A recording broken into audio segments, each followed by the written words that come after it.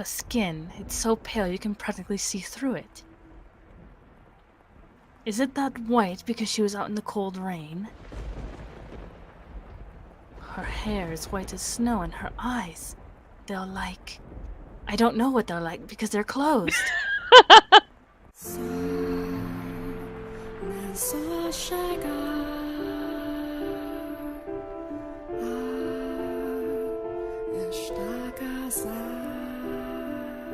Am I good now? Yeah, you're good now. Oh, All right.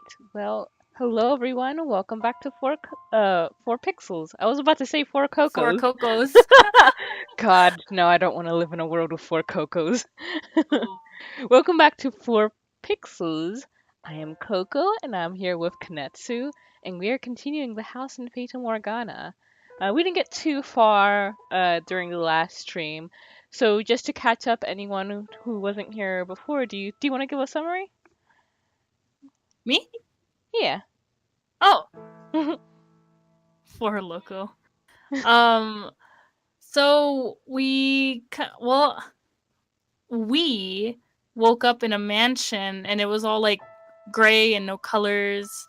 And we meet this maid who apparently has been serving us for a long time, but we don't remember who we are and we don't remember who she is. So she's like, well, who am I supposed to know who my master is? So she kind of like takes us on a journey of like the mansion's memories, right? Yes, yes. So And then so like we're watching the story of these two siblings, Nellie and Mel, who are like the... oh, what are they called? Just like the princess and prince? I don't think they're royalty, but they do come from a noble family called the Rhodes family. Yeah, yeah. So they're pretty like a big family, and I think that we only got as far as like to see their relationship, and like Mel is kind of having trouble of what he wants to do in the future, like whether he wants to go to university or if he wants to become a priest, and like Nellie's really attached to him. And then we stopped in her birthday party where like there was this noise or something was going on, but we didn't see what was happening, and then Mel has like a really bad feeling about it, and that's like it, right? Yep, that's about it. Oh. Um, I think they are respectively Nellie is 14-year-old and Mel is 17. Nellie just turned 14, I think. Yeah. Yeah, but let's go ahead and continue.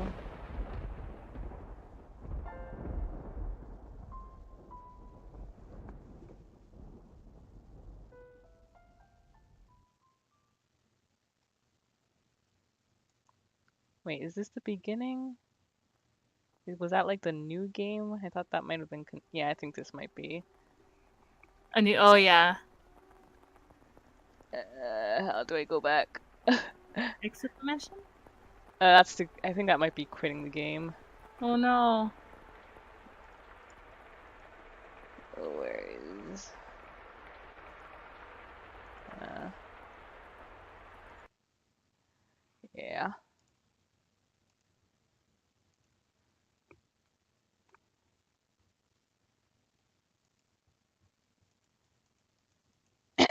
You saw nothing?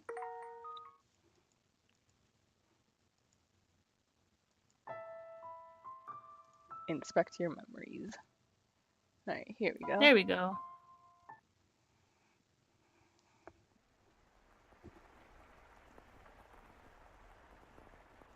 The rain just won't let up.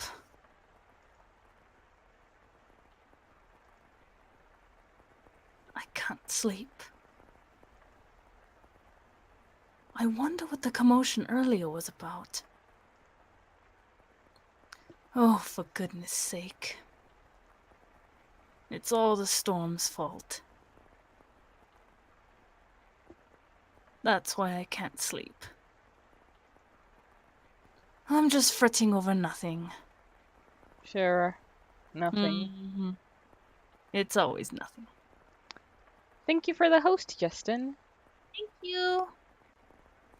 I'm sure Nellie was right. It was just a cat. One sec. Looks like I don't have an alert box up for this.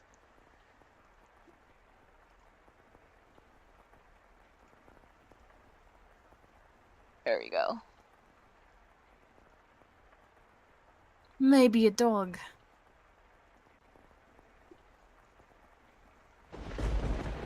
I can't sleep. I hardly ever have this much trouble falling asleep. What could this feeling be, I wonder? It's not quite foreboding. Walking around the house at this time of night isn't going to help anything. But I'm not going to fall asleep just lying here.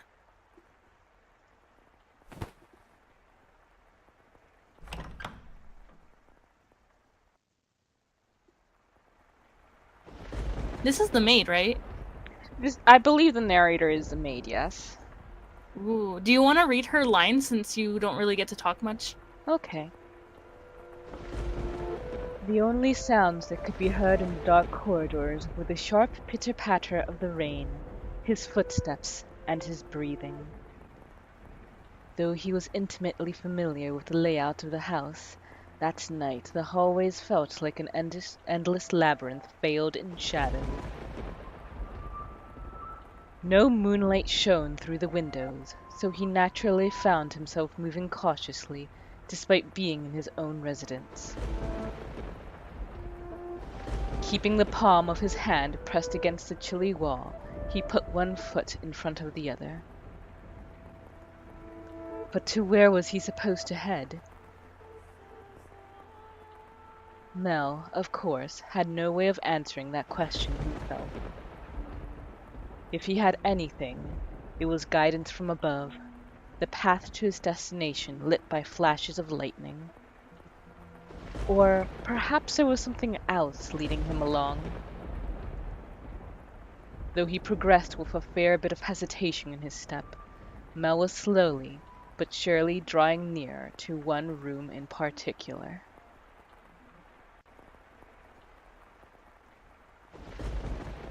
He made his way through the seemingly endless halls.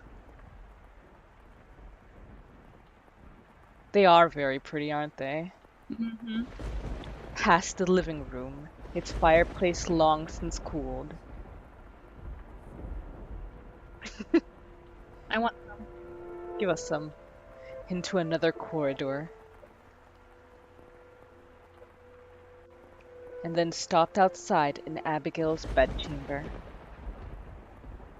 The dim glow of a lamp spilled through the cracks in the door. What's an Abigail? I think it's some sort of servant. I don't know. Well, I see.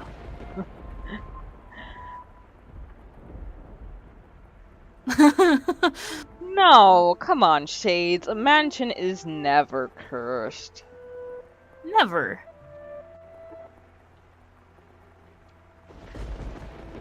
And I just and Abigail is a lady's personal maid. A gust of wind is not necessary to make a flame flicker.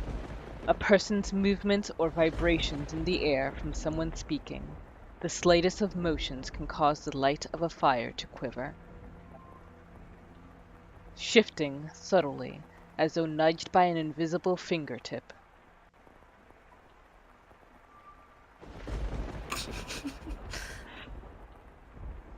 I can see light from inside. Is she still awake? A voice. He seems to be hesitating.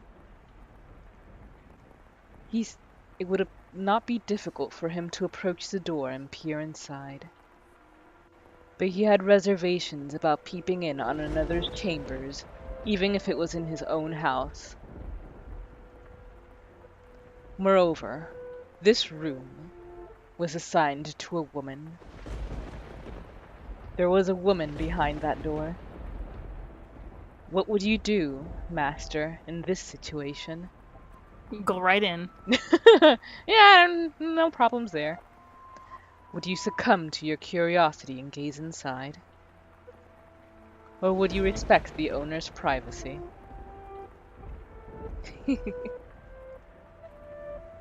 I shouldn't be doing this. But the voice.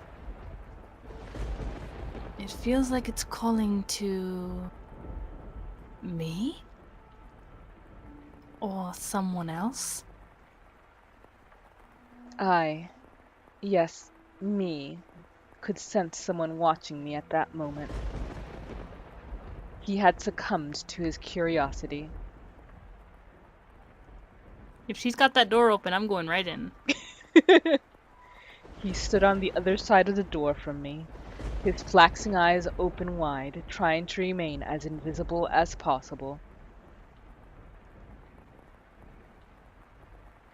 The wavering in his heart seemed to create faint ripples in the air, which I pretended not to notice. Yes, I knew he was there. I could sense his presence and his wavering emotions. However, I could not begin to speculate as to his true feelings or how great a surprise this was to him. I too am discovering new facets of this tale by viewing it through the eyes of the mansion. But it is not I who is of concern, master. It is you. You and I know I shouldn't be doing this. I should be ashamed of myself.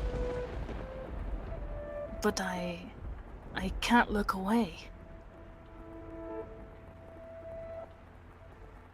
Who is that? Who is that indeed? Kanetsu's curious. Her skin, it's so pale you can practically see through it. Is it that white because she was out in the cold rain? Her hair is white as snow and her eyes, they're like... I don't know what they're like because they're closed. Like, how do I describe it? My vocabulary truly lacks for situations like this. They look like... Like blood? No, that's just disturbing. Then wine, perhaps. No, more like translucent than that. Gemstones, then. Yes, gemstones. Her eyes are like rubies. I've never seen anyone like her before. What could they be talking about? Mel's eyes were affixed on the peculiar young woman. She had glass-like skin, eyes that glimmered in the flickering candlelight, and snow-white hair that flowed like luxurious silk. But her lips were bluish-purple, her soft, delicate skin sullied with grime, her twinkling eyes pointed down at the floor, and her hair a disheveled mess. Is she dead? Well, dude, I think you might want to go somewhere else then. She was, even at a glance, clearly not a lady of means. The tips of her fingers were cracked from the cold, her nails pale from malnutrition, and her garb little more than rags. However, true beauty is always visible, no matter what it may be hidden beneath. Even wrapped in a veil of insalubrity. I've never seen that word before. That sounds about right. Even if she thought herself hideous. I wonder what happened to her. Mel could no longer avert his gaze from the girl's visage. He had, for the time being, forgotten the shame he felt for peeping. As he strained his ears to hear the conversation taking place inside, a sickly voice arose from the white-haired girl's purple lips. So feeble was the sound that a gentle breeze blowing through the room could carry it away.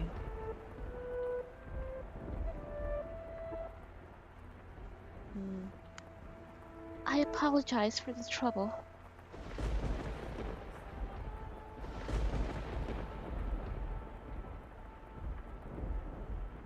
Konetsu? Oh, am I the maid? I is Is this the same maid? I guess I'll go. Let's think nothing of it.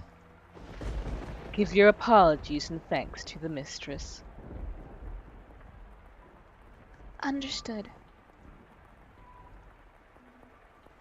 There's something strangely comforting about this house, almost as if I've been here before. If my father were here, I'm sure he would be quite fond of it. I'm sorry about your father. That's not... There's nothing you could have done, I imagine. When you came to our rescue, he was already... Rescue? Father? Was that perchance what the what the commotion was about? He stared intently, entranced by the scene unfolding beyond the door. A gaze can often signal one's presence to others more effectively than words. The white-haired girl could likely sense him there as well. She flicked her gem-like eyes upward. Ooh. That was when the boy finally felt a pang of panic. For a split second, his flaxen eyes met her ruby eyes, causing him to recoil from the door. His heart was pounding like the rain outside. Careful not to make a sound, he took 2 steps away. Did she catch me? I'm not sure. It was only for a moment. She can't have seen me. The boy did not have the courage to peek in on the room a second time, so he cautiously returned to his bedchamber as quietly as he could manage.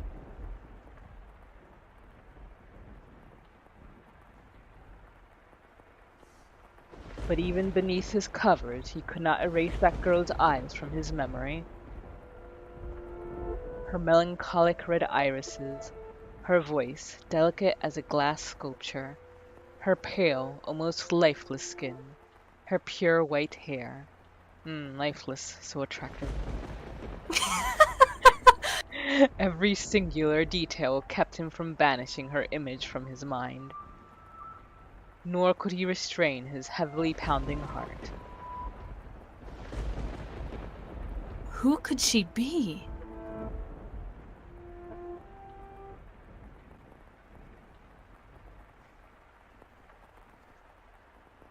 Is something the matter? She definitely seems to have a little bit more color than when we first saw her. Yeah, she was really white when we first saw her. Or, I mean, this is like in the past though, right? Yep, Is something the matter? No, I just thought I felt someone watching us. It's only your imagination, I'm sure. If not your imagination, then perhaps some unseen force was watching you. Unseen force? Are you familiar with how people refer to this mansion? Rose Manor. Yes, indeed. It is called Rose Manor because you can smell the sweet fragrance of the rose garden even at a great distance. But that is not what I meant. It is said that a witch resides within the house. A witch? I have not heard any such stories. You probably wouldn't have. It was a very, very long time ago. Nothing you need concern yourself with. Why'd you bring it up then? Yeah, what the heck? You have a peculiar presence about you. Should I consider that a compliment? It's getting late. You should get some rest. A room has already been set aside for you. But first, may I ask you one thing? Yes. I do not believe you have given us your name yet. My name. You shall turn 18 years old this year. My mission for you, Ender. Ah, we're gonna have to kidnap her. Oh, or kill her. Is to kill her. Welp.